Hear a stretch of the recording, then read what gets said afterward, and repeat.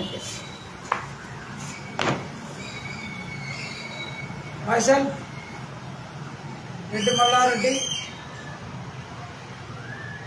ఆదర్శ పౌర నిర్మాణ సంస్థ అధ్యక్షుడిని,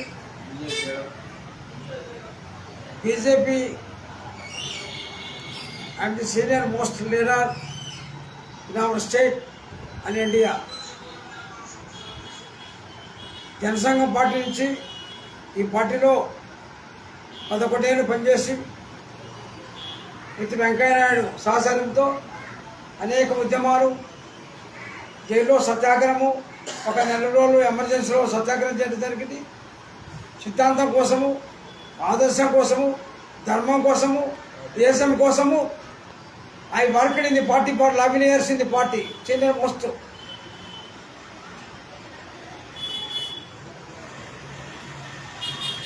అయితే ఇవాళ మోడీ ప్రధానమంత్రి అయినటువంటి సందర్భంలో 11 ఏళ్ళు ఆయన ప్రధానమంత్రిగా కావడం జరిగింది. ఇవాళ గుజరాత్కు 12 ఏళ్ళు ముఖ్యమంత్రిగా ఉన్నాడు. తర్వాత ప్రధానమంత్రిగా 11 ఏళ్ళు అయిన సందర్భంలో why Modi became such a influenced and most powerful leader in the world. ఇవాళ నా subject, why Modi became influenced and powerful leader in the world. That Modi is not India leader, he is the world leader, Shanti Duta. He is most spiritual and political leader in the world. కారణం ఏమంటే చాలా మందికి తెలియదు ఇది. మోడీ గారు వివేకానంద యొక్క అవతారముగా ఈ భూమి మీదకి అవతరించడం జరిగింది.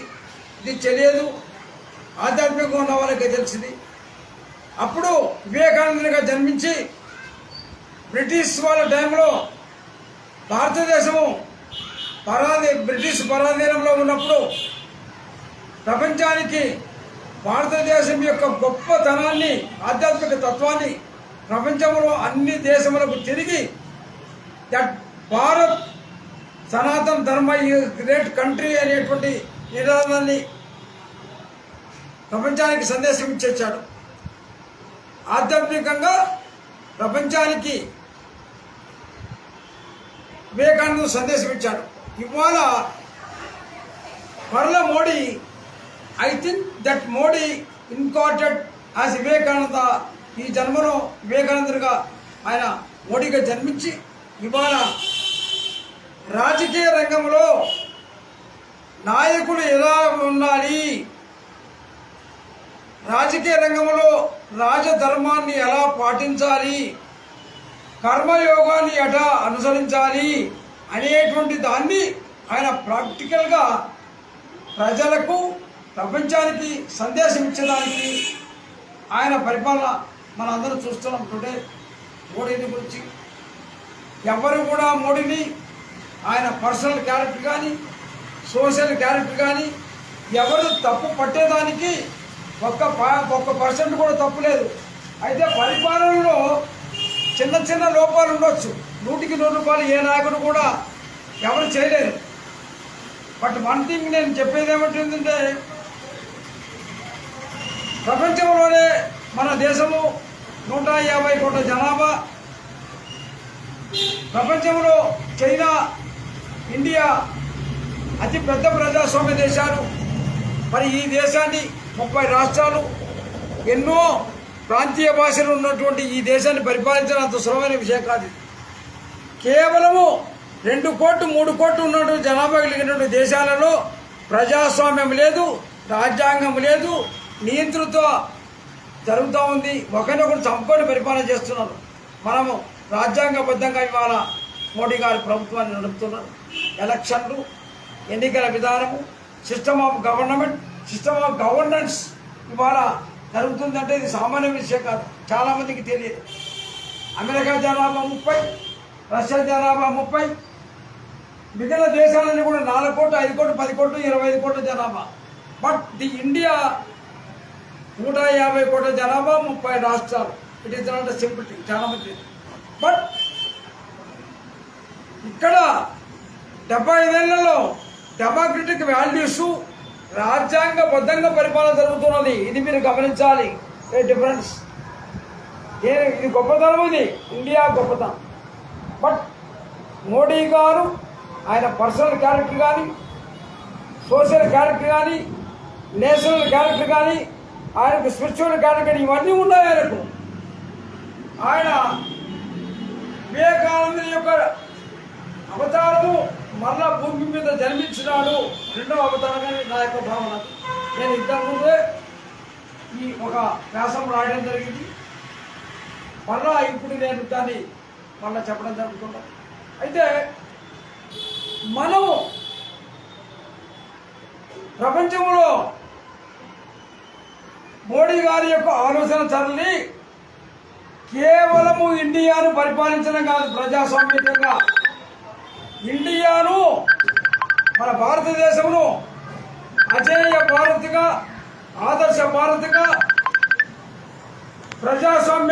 ఆదర్శ భారత్గా, ప్రజాస్వామ్య దేశంగా, శక్తివంతమైన భారతదేశంగా రూపకల్పన చేసి ఇవాళ ప్రపంచంలో ఉండేటువంటి అరాజక శక్తులను, నియంత్రిత శక్తులను, రాక్షస మూకలను, అసమృద్ధి కలిగినటువంటి స్వభావం కలిగినటువంటి మన దేశం మీద అవగాహన లేకుండా మాట్లాడేటువంటి సభ్య దేశాలను ఆయన చెక్కుపెట్టాడు నిన్న పాకిస్తాన్తో యుద్ధంతో. మన భారతదేశము ఇవాళ శక్తివంతమైన దేశంగా తయారైంది. ఆదర్శ ప్రజాస్వామ్యంగా రాజ్యాంగబద్ధ పరిపాలన కాదు. భారతదేశం ఇవాళ ప్రపంచంలో one of the powerful country in the world. మనము భారత ఎందుకు పవర్ఫుల్ కావాలంటే మనల్ని మనం రక్షించుకోకుండా ఇతరులు రక్షించలేము. విదేశాలను ఆక్రమణ స్వభావం కాదు, హింసా ప్రవృత్తి కాదు మనది. అన్ని దేశాలలో కూడా స్వయం ప్రతిపత్తితో పరిపాలన చేసుకుంటూ అందరూ కూడా విశ్వ కుటుంబము అనేటువంటి భావనతో జీవించాలనేటువంటిది. భారతదేశం ఎప్పుడు కూడా గతం నుంచి ఇవాటి కూడా విదేశాలను ఆక్రమణ చేసి అక్కడ మన పరిపాలన అనేటువంటి ఉద్దేశం ఇవాళ మోడీకి లేదు, ఇంతకుముందు రాజులు కూడా లేదు. ఇది మన సనాతన పద్ధతి. అయితే అందరూ కూడా స్వయం ప్రతిపత్తితో స్వయం పరిపాలన చేసుకుంటూ అందరూ కూడా ప్రపంచంలో ఉన్నటువంటి 200 దేశాలు కూడా ఇవాళ విశ్వ కుటుంబము, యూనివర్సల్ ఫ్యామిలీ అనేటువంటి భావనతో జీవిస్తూ అందరినీ ప్రేమిస్తూ అందరిలో దైవత్వం ఉండేటువంటి ఆధ్యాత్మిక తత్వాన్ని మోడీ గారు జీవాలు చూపించున్నాడు. ఆదర్శం సబ్కా సాత్ సబ్కా వికాస్ అనేటువంటి మోడీ యొక్క లక్ష్యం. కాబట్టి మనము దేశాన్ని ప్రేమించాలి, మన దేశముని ప్రేమిస్తూ ఇతర దేశాలను ద్వేషించకూడదు అనేటువంటి ఆయన సిద్ధాంతం. మన దేశాన్ని ప్రేమించాలి, ఇతరులను గౌరవించాలి, మనము మన మతాన్ని గౌరవించాలి, ఇతర మతస్థులను మన మతాన్ని ఆచరిస్తూ ఇతర మతాలను గౌరవించాలనేటువంటి తత్వం. ఎక్కడ కూడా ద్వేషభావం లేదు. హిందూ మతం కావచ్చు, క్రిస్టియన్ మతం కావచ్చు, బౌద్ధ మతం కావచ్చు, అందరూ కూడా ఈ భూమి మీద ఆదర్శంగా అందరిని ప్రేమించాలి, అందరూ బాగుండాలి అనేటువంటి భావన మోడీ గారి యొక్క తాత్విక చింతన. ఆయన చాలామందికి తెలియదు, ఆయన స్టూడెంట్ లైఫ్లో ఉన్నప్పుడు హిమాలయాస్కి వెళ్ళి అక్కడ తపస్సు చేశాడు. తపస్సు చేసి హిమాలయాలో ఉండేటువంటి శంబాలలో ఉండేటువంటి సిద్ధ పురుషుల యొక్క స్పిరిచువల్ గవర్నింగ్ బాడీ సిద్ధాశ్రమం హిమాలయాలో ఉంది, చాలామంది తెలియదు.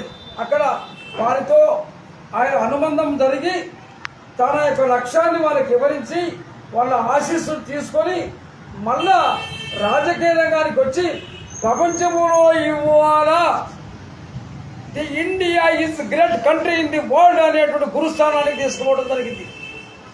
అంటే గురుస్థానం అంటే అందరికీ శాంతి దూతగా, అభివృద్ధి దాతగా, అందరినీ ప్రేమించే దాతగా, ఆత్మజ్ఞానిగా ఇవాళ ఆయన ఎదిగినాడు. అంటే వారికి గురువు యొక్క ఆశీస్సులు ఉన్నది, చాలామందికి తెలియదు. But Modi is not a politician, but ఆయన ఆధ్యాత్మిక తత్వవేత్త, ఒక రాజయోగి, ఆయన ఒక యోగి పుంగవుడు అనేది నా భావన. మోడీ ఈజ్ నాట్ ఏ మిగిలిన వాళ్ళ మాదిరి రాజకీయ నాయకుడు కాదు ఆయన, ఆధ్యాత్మికంతో ఒక స్పిరిచువల్ పాలిటిషియన్. సబ్కా సాత్ సబ్కా విశ్వాస్. ఆయనకు మతము లేదు, కులము లేదు, ప్రాంతము లేదు, దేశము లేదు. అందరూ అభివృద్ధి కావాలి. ప్రపంచంలో ఉండేటువంటి పౌరులందరూ కూడా సర్వే సనా సుఖినవంతు సమస్త లోకా సుఖినవంతు అనే సద్భావన ఉన్నది వారికి. ఇది మనం అర్థం చేసుకోవాలి. చాలామంది అవగాహన లేకుండా రాజకీయ రంగంలో మన ఇంట్లో కుటుంబ సభ్యులందరికీ మనం న్యాయం చేయలేము. కానీ ఇంత పెద్ద దేశానికి అందరికీ న్యాయం కొన్ని చేయలేకపోవచ్చు, ఒక 10%. కానీ ఈ దేశంలో 70 సంవత్సరాల నుండి జటిల సమస్యలను జమ్మూ కాశ్మీర్ కావచ్చు, రామ జన్మభూమి కావచ్చు, ముస్లింల యొక్క మహిళల యొక్క హక్కుల పరిరక్షణ కావచ్చు, తలాక్, ఇవన్నీ కూడా ఆయన శాంతియుతంగా, ధర్మయుతంగా, రాజ్యాంగబద్ధంగా అందరి సమ్మతితో పరిష్కారం చేయడం జరిగింది. ఆయన పక్షపాతం లేదు. అందరికీ రాజ్యాంగబద్ధంగా హక్కులు సంక్రమించాలి అనేటువంటి ఆయన యొక్క భావనలు. మతము లేదు, కులము లేదు, ప్రాంతము లేదు, దేశం లేదు. ఆయన భావము దేశభక్తి, ధర్మభక్తి. ఈ రెండే ధర్మ ఆచరణ, దేశం. కాబట్టి మనము ఇవాళ but Modi is not only the Indian leader, he is the spiritual leader to the world. ఇవాళ అన్ని దేశాలలో యుద్ధాలు జరుగుతున్నవి. ఎక్కడ కూడా మనం ఒకరికి పక్షపాతంగా చూపడం లేదు మోడీ గారు. మీరు తప్పు చేస్తున్నారు కాబట్టి అవి శాంతియుతంగా పరిష్కారం చేసుకోవాలి అని మాత్రమే చెప్పడం జరుగుతున్నది. ఎక్కడ కూడా అన్ని దేశాలకు వెళ్ళి శాంతి చర్చలు చేసి, బట్ అందరి దృష్టిలో కూడా మోడీ శాంతి దూత అనేటువంటి పేరు ఆయనకు వచ్చింది. ఇది సామాన్యమైన విషయం కాదు. కానీ మనము ఇవాళ I appeal all the political parties in the world, మోడీని గురించి మనము చూడటం కాదు, వినడం కాదు, కనడం కాదు, మనము కూడా మన రంగాలలో దేశం కోసము, దేశభక్తితో, ధర్మం కోసము మనము జీవించాలి అనేటువంటి తాత్విక చింతన. ఆయన ఆదర్శవాది, ఆయన ప్రజాస్వామ్యవాది అనేటువంటి తత్వాన్ని మన అందరం కూడా తీసుకొని మనము మన ఉద్యోగం కావచ్చు, వ్యవసాయం కావచ్చు, బిజినెస్ కావచ్చు, అన్ని రంగాలలో కూడా ధర్మబద్ధంగా జీవిస్తూ మనము ఈ దేశం కోసము, సమాజం కోసము, ఇతరులకు సేవ చేసేటువంటి భావనతో మనం జీవించాలని చెప్పేసి నా యొక్క భావన, ఆలోచన. అందరూ కూడా ప్రపంచంలో ఉండేటువంటి ప్రజలందరూ కూడా ఇవాళ మోడీని స్ఫూర్తిగా తీసుకొని అంత క్లిష్టతరమైనటువంటి రాజకీయ రంగంలో కూడా ఆయన ఒక కర్మయోగి, జ్ఞాన యోగి, భక్తి యోగి, నిష్కామ కర్మ యోగి మాదిరి, లైక్ కృష్ణ పరమాత్మ మాదిరి భారతదేశంలో యుద్ధం జరుగుతున్నప్పటికీ కూడా ఆయన ఎన్నో సమస్యలు ఎదుర్కొన్నాడు. కానీ ఆయన ఎక్కడ కూడా ధర్మబద్ధంగానే సలహాలు ఇచ్చాడు. ఆయన మోడీ గారు కూడా అలాంటి ఆధ్యాత్మిక తత్వవేత్త, ఈజ్ గ్రేట్ ఫిలాసఫర్, ఒక యోగి పొంగవుడు, ఒక కర్మ యోగి అని నా భావన. కాబట్టి మనందరం కూడా, అందరూ రాజకీయ నాయకులు కావచ్చు, ప్రపంచంలో ఉన్నటువంటి ప్రజలందరూ కూడా మోడీ గారి ఆదర్శవాదాన్ని, ఆధ్యాత్మిక తత్వాన్ని, రాజనీతిని, అందరూ కూడా రాజధర్మాన్ని ప్రజల కోసము, ప్రజల యొక్క అభివృద్ధి కోసము, ధర్మం కోసము, దేశం కోసము ఆ తత్వాన్ని మనం తీసుకొని అభివృద్ధి కావాలని చెప్పేసి ఆ రోజు మోడీ గారు కూడా గాంధీ, వివేకానంద ఇద్దరే ఆదర్శం. గాంధీ గారు సత్య అహింసలైనటువంటి ఆదర్శంగా మనకు స్వాతంత్రాన్ని తీసుకురావడం జరిగింది. వివేకానందుడు ఆధ్యాత్మిక తత్వాన్ని ప్రపంచాన్ని బోధించాలి. ధైర్యము, సాహసము, ఈ రెండు వివేకానందులో ఉన్నాయి. ఈ రెండు గాంధీ తత్వము, వివేకానంద యొక్క తత్వము ఆయన యొక్క స్ఫూర్తిదాయకం అని చెప్పి నా భావన. కాబట్టి మన అందరం కూడా మోడీని ఆదర్శంగా తీసుకొని మనము ప్రపంచంలో భారతదేశము అందరికీ ఆదర్శంగా శక్తివంతంగా అభివృద్ధి పదంలో మనం అభివృద్ధి అవుతూ ప్రపంచంలో అందరికీ సహాయం చేసేటువంటి స్థితికి రావాలని చెప్పేసి నేను కోరుకుంటూ ఇంతటితో సెలవు తీసుకుంటున్నాను. భారత్ మాతాకి జై. Thank you to all all. బాగుందా? మోదీ